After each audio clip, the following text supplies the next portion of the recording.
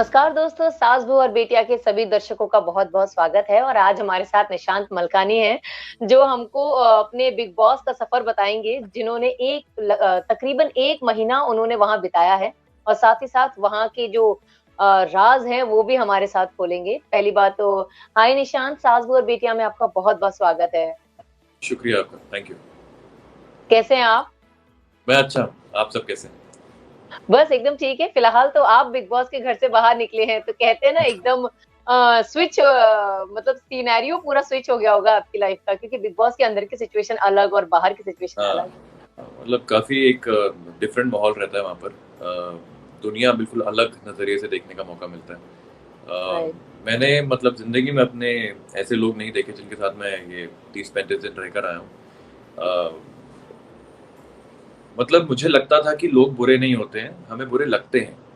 पर big boss के घर में जाने के बाद मुझे ये समझ में आ गया कि कुछ लोग होते ही बुरे हैं, उनके डीएनए में ही धोखेबाज़ी और वो सब होता है। तो उसका कुछ नहीं कर सकते आप। There are people like that in the world and आपको उनके साथ डील करना पड़ता है। आप ये उम्मीद छोड़ दें कि सब में कुछ ना कुछ अच्छाई होती है, ऐसा ज़रूरी नहीं है। बिल्कुल सही कहा। इनफैक्ट हम आपसे पहला सवाल यही पूछने वाले हैं कि जब आपका इविक्शन हुआ, ऑब्वियसली मतलब किसी को यकीन ही नहीं हुआ कि निशांत इतनी जल्दी आउट हो सकते हैं। सारे जी। फैन्स यही बोल रहे हैं कि कुछ तो गड़बड़ है, एविक्शन नहीं होना चाहिए था निशांत का। तो क्या कहना चाहेंगे आप अपने गड़बड़ एविक्शन को तो लेके? यही है कि देखिए ऑडियंस वोट्स के हिसाब से तो मैं आउट नहीं होना चाहिए था। I had the second highest votes जब मैं रेड ज़ोन में था। ये एविक्शन हुआ है घरवालों की वोटिंग पर और मुझे लगता है कि बिग बॉस जो शो है वो घरवालों का नहीं है, वो ऑडियंस का शो है, तो हमें उनकी ही वोटिंग का सहारा लेकर डिसीजन लेने चाहिए ऐसे एविक्शन के। तो कहीं न कहीं मुझे ये अनफ़ेयर लगता है, बहुत डिसअपॉइंटिंग लगता है, क्योंकि अगर हमारी जनता जनार्दन की बात सुनी होती, तो मैं आज भी घर के अंदर होता और अपना स्ट्रॉन्ग जो खेल रहा था, वो खेलता रहता। एक्चुअली रही बात अगर टास्क की अगर हम करें, तो निशांत ने ऐसे कोई भी टास्क नहीं है जो बखूबी ना निभाए हों। पूरे बिल्कुल। शिद्दत से उन्होंने अपने सारे टास्क निभाए। फिर भी धोखाधड़ी जो आपने कहा कि धोखेबाज होते हैं, वो उनको मुझे लगता है मेरी मिली। अच्छाई मुझ पर भारी पड़ी उस घर के अंदर। क्या हो रहा था कि मेरा एक नेचर है कि मैं दुनिया को उस नज़र से देखता हूँ जो मैं खुद हूँ।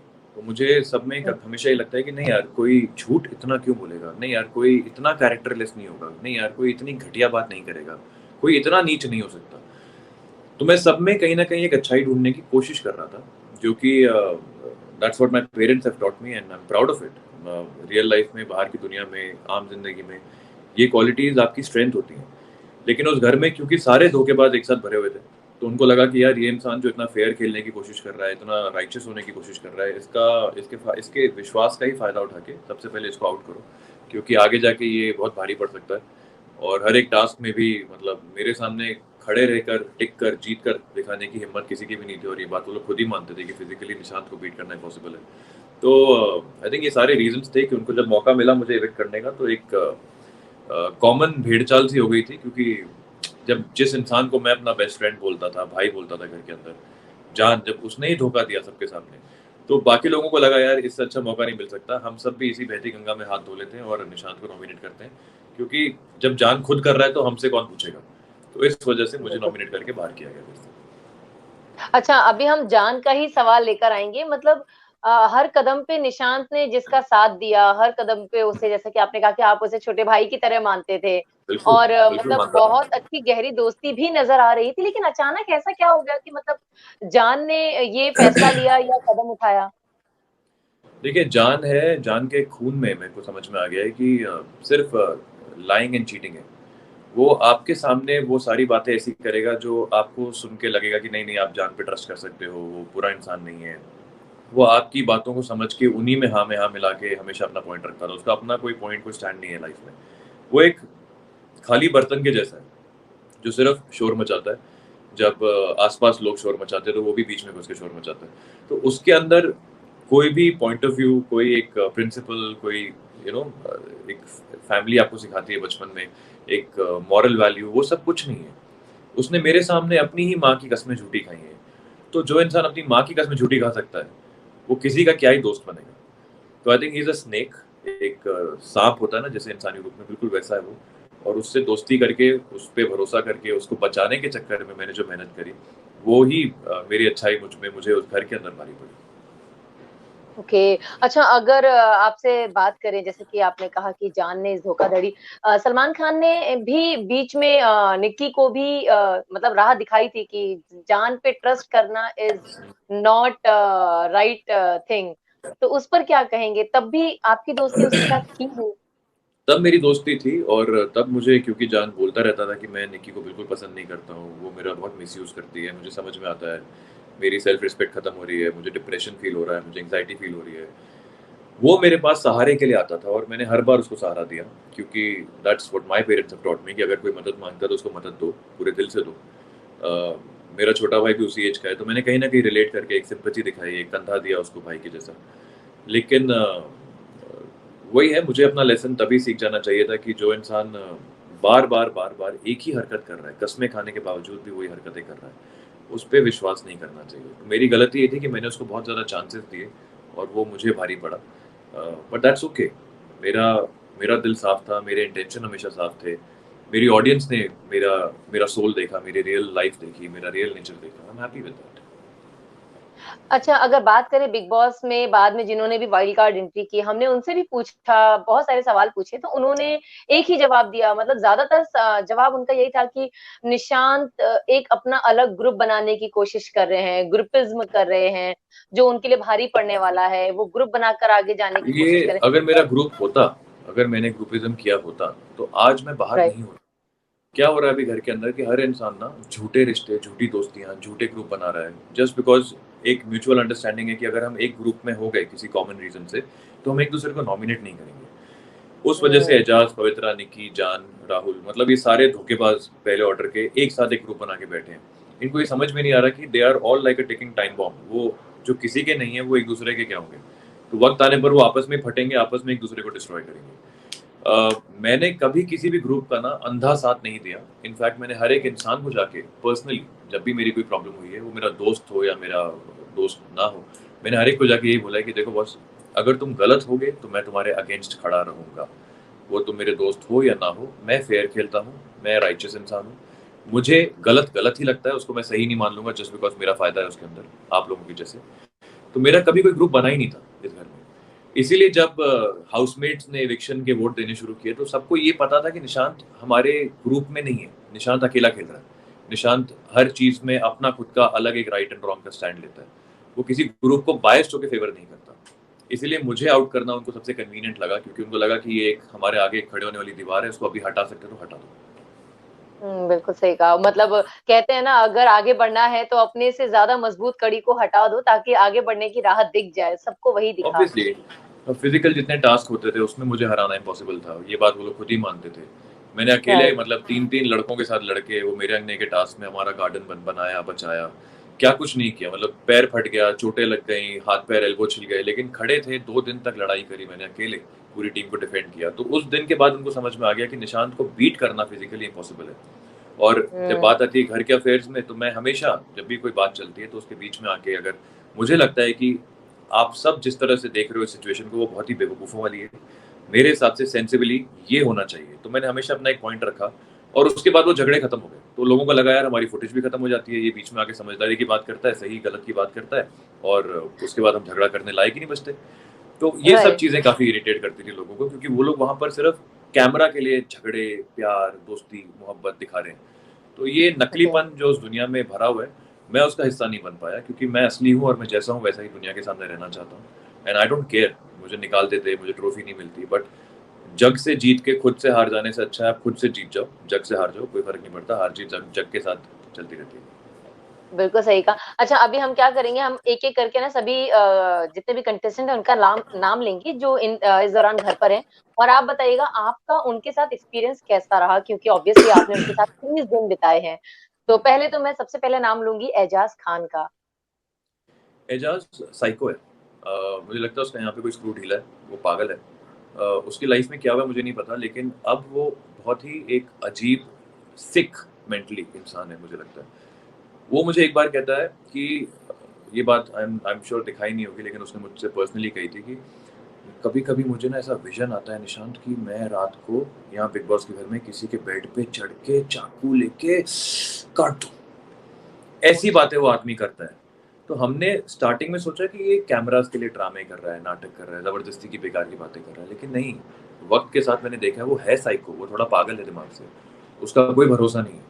वो किसी का नहीं है, वो अपना भी नहीं है, उसकी कोई बदतमीज़ी की लिमिट नहीं है, उसकी कोई कैरेक्टर में अपनी स्पाइन रखने की हिम्मत नहीं है। वो सिर्फ़ और सिर्फ़ अपना फ़ायदा देखता है और उसके लिए वो किसी को भी धोखा दे सकता है।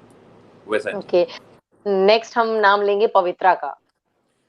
पवित्रा जैसी फीमेल मैंने लाइफ में कभी हैंडल नहीं करी है। पहली बार मैं ऐसी औरत के साथ एक घर में रह रहा था जो बिल्कुल सड़क पे नहीं, जो चौल टाइप लोग होते हैं, चिल्लाते हैं, गंदी गालियाँ देते हैं, बात-बात पे एकदम या अपनी और दूसरे की इज़्ज़त छोड़ के बकवास करते हैं, वो वैसी इंसान है।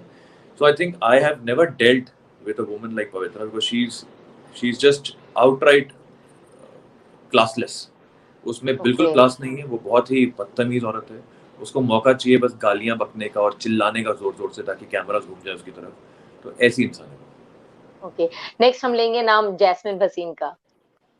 जैस्मिन मुझे लगता है जैसी है वैसी दिख रही है। वो 24 आवर्स ही मतलब एक क्यूट अवतार में रहती है जिसमें वो नाचती भी है, गाती भी है, रोती बहुत है। लेकिन उसमें इविलनेस नहीं है जो ये एजाज़ पवित्रा में है।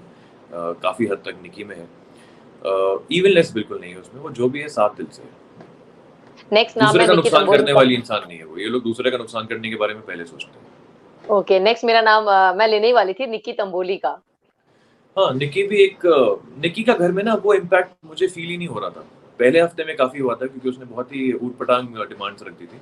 तो हम सब ने उस वक़्त काफ़ी रिएक्ट कर दिया था, बट देन वी रियलाइज़ कि वो जानबूझ के करती है ये क्योंकि उसको उससे अटेंशन मिलता है और उसके पास और कुछ कंट्रीब्यूट करने को है नहीं। तो उसको लगता है कि जितनी मैं प्रॉब्लम्स क्रिएट करूँ, जितना मैं इरिटेट करूँ लोगों को, उतना मुझे अटेंशन मिलेगा। लेकिन दूसरे हफ्ते से ही घर वालों ने देना बंद कर दिया उसको अटेंशन, तो वो बिल्कुल दब सी गई थी, चुप सी हो गई थी। फिर सलमान सर ने भी 2 वीकेंड के बारे में, सेकंड वीक में, थर्ड वीक में बोला, निकी तुम बोली तू बहुत कम बोली क्योंकि अब तू दिखती नहीं है। क्योंकि दिखेगी कैसे बात जब तेरे पास कुछ है ही नहीं करने के लिए, तो तू क्या मतलब कंट्रीब्यूट करेगी घर के अंदर। तो मुझे लगता है वो घर में हमारे सिर्फ एक इरिटेटिंग फैक्टर है जिसकी आवाज़ बहुत चुभती है कान में और उसकी बातें बहुत ही क्लासलेस और बकवास बेकार की बातें होती हैं। उसके पास कभी कोई सेंसिबल पॉइंट होता ही नहीं है। वो सिर्फ घटिया भाषा के साथ आर्गुमेंट करना जानती है। तो I think she is okay, useless in the house. बेकार है वो। नेक्स्ट इज रुबीना एंड अभिनव। रुबीना बहुत ज़्यादा इंटेलिजेंट है, बहुत समझदार है। अगेन वैसी इंसान है जो दूसरे का हार्म नहीं करने के बारे में सोचती। पहले ये सोचती है कि सही तरीके से कैसे खेला जाए, फेयरली कैसे खेला जाए। तो आई रिस्पेक्ट दैट। रही बात अभिनव की, अभिनव मतलब अगर मैं अपने आप को समझता हूँ कि मैं शरीफ था और मेरी इनोसेंस की वजह से मुझे एविक्शन हुई मेरे घर में, लोगों ने चीट करके मुझे निकाला। तो अभिनव मुझसे भी ज़्यादा मुझे लगता है ईज़ी टारगेट है उनके लिए क्योंकि वो बहुत ज़्यादा स्ट्रेट फॉरवर्ड, सिंपल, स्वीट इंसान है। तो मुझे लगता नहीं वो ज़्यादा लास्ट कर पाएगा इस एनवायरनमेंट में। Okay, next is Rahul Vaidya. Rahul का ये है कि उसकी थिंकिंग, उसकी बातें बहुत ही कभी-कभी नेगेटिव और क्रिमिनल मेंटालिटी वाली हो जाती है। मतलब उसके दिमाग में कहाँ से आता है कि मैं टास्क में चाकू लेके आ जाऊँ लोगों को डराने के लिए, मारने के लिए। बज़र वाले राउंड में वो चाकू लगाना चाहता था कि कोई भी अगर बज़र बजाएगा तो उसके हाथ-पैर की नसें कट जाएँगी। मतलब ऐसी बातें सोचने वाले लोग मुझे वो भी साइको ही लगते हैं। और बट राहुल में एक चीज़ मुझे जो ठीक लगती है वो ये लगती है कि बंदा गलत है तो भी एक ज़िद पकड़ के खड़ा रहता है कि मैं सही हूँ। तो वो आगे जाके उसके लिए अच्छा नहीं है पर फिलहाल उसके लिए वो चीज़ वर्क कर रही है और मेरा सजेशन उसके लिए यही होगा कि यार अब ऐसी बेकार की बेतुकी क्रिमिनल बातें करनी बंद कर दे।